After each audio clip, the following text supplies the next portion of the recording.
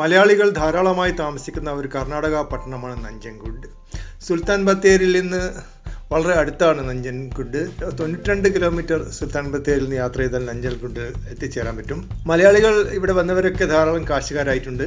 അതിന് കാരണം എന്ന് പറഞ്ഞാൽ നഞ്ചൻഗുഡിൽ ജനപ്രവാഹം വളരെ കൂടുതലാണ്. റോഡുകളിൽ എപ്പോഴും ധാരാളം ആളുകളെ കാണാം. ധാരാളം സന്ദർശകർ വരുന്ന, പ്രത്യേകിച്ച് തീർത്ഥാടകർ വരുന്ന ഒരു സ്ഥലമാണ് നഞ്ചൻഗുഡ്. അതുകൊണ്ട് ഏത് തരം കച്ചവടം ചെയ്താലും ധാരാളം ലാഭം കിട്ടും.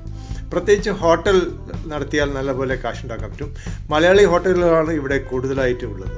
കർണാടക ഭക്ഷണമാണ് കൊടുക്കുന്നത്, പക്ഷെ പല ഹോട്ടലുകളും നടത്തുന്നത് മലയാളികളാണ്. നഞ്ചൻഗുഡിലേക്ക് താമസം മാറുക, കേരളത്തിലുള്ള വീട് വാടക കൊടുക്കുക. നഞ്ചൻഗുഡിൽ വീടുകൾക്ക് വാടക കുറവാണ്. 4000 രൂപ നിലവാരത്തിൽ ചെറിയ വീടുകൾ, 3000 രൂപ നിലവാരത്തിലും വീടുകൾ കിട്ടാനുണ്ട്. ചെറിയൊരു വീട് വാടക എടുക്കുക, ഒരു പീടിക വാടക എടുക്കാനും വാടക കുറവാണ്. ഒരു ചെറിയ കച്ചവടം തുടങ്ങുക. അങ്ങനെ 1-2 കൊല്ലം കൊണ്ട് പെട്ടെന്ന് പച്ച പിടിക്കാൻ പറ്റുന്ന ഒരു സ്ഥലമാണ് നഞ്ചൻഗുഡ്. മൈസൂർ ജില്ലയിൽപ്പെട്ടതാണ് നഞ്ചൻഗുഡ്. പക്ഷേ മൈസൂരിലെ പോലെ തന്നെ മൈസൂരിനെ വെല്ലുന്ന കച്ചവടമാണ് നഞ്ചൻഗുഡിലുള്ളത്.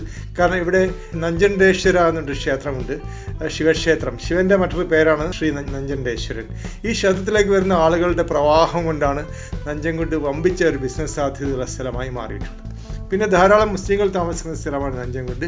ഇവിടുത്തെ ഏറ്റവും വലിയ college citizen college, degree college മുസ്ലിങ്ങളാണ് നടത്തുന്നത്. മുസ്ലിങ്ങൾക്ക് സ്വന്തമായി ധാരാളം പള്ളികളും 5-10 പള്ളികൾ തന്നെ, മുസ്ലിം പള്ളികൾ തന്നെ ഇവിടെയാണ്. നഞ്ചൻഗുഡിൽ എത്താനുള്ള എളുപ്പമാർഗം സുൽത്താൻ ബത്തേരി വഴി വരുന്നതാണ്.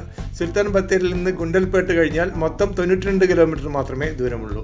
വയനാട്ടിൽ ആരെങ്കിലും പരിചയമുണ്ടെങ്കിൽ നഞ്ചൻഗുഡിൽ പോയി ബിസിനസ് ചെയ്യാൻ നല്ല എളുപ്പമുണ്ട്. നഞ്ചൻഗുഡിൽ നിന്ന് ബാംഗ്ലൂരിലേക്ക് 163 കിലോമീറ്ററാണ് ദൂരം. മൈസൂർ വഴിയാണ് പോവുക. ഇവിടെ നിന്ന് മൈസൂരിലേക്ക് 29 കിലോമീറ്റർ മാത്രമേ ദൂരമുള്ളൂ. പക്ഷേ മൈസൂരിൽ പോയി കച്ചവടം ചെയ്യുന്നത് അത്ര ചെറിയ ബഡ്ജറ്റിൽ സാധിക്കുന്ന കാര്യമല്ല. മൈസൂരിൽ വാടക കൂടുതലാണ്. അതുപോലെ മൈസൂരിൽ വീട്ടുവാടകയും കൂടുതലാണ്. അപ്പോൾ ഒരു ഷോപ്പ് വാടക എടുക്കാനും ഒരു വീട് 10-11 മാസത്തെ അഡ്വാൻസ് കൊടുക്കണം. അങ്ങനെ എല്ലാം കൂടി ലക്ഷക്കണക്കിന് രൂപ ആദ്യമേ തന്നെ ഇറക്കേണ്ടി വരും. നഞ്ചൻഗുഡിൽ അത്രയും നിക്ഷേപം വരുന്നില്ല. പിന്നെ നഞ്ചൻഗുഡ് വളരെയധികം പ്രശസ്തമാണ്, കാരണം ഇവിടെയുള്ള വാഴപ്പഴത്തിൻ്റെ മാധുര്യമാണ്.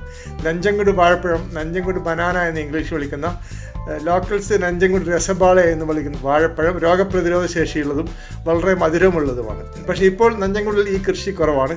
കേരള അതിർത്തിയിൽ മാത്രം ചില ഗ്രാമങ്ങളിൽ മാത്രമേ ഈ കൃഷി നടക്കുന്നുള്ളൂ. ഏതായാലും മലയാളികൾക്ക് പെട്ടെന്ന് വന്ന് പച്ചപിടിക്കാൻ പറ്റിയ ഒരു അതിർത്തി പട്ടണമാണ് നഞ്ചൻഗുഡ് എന്ന് പറയാതെ വയ്യ.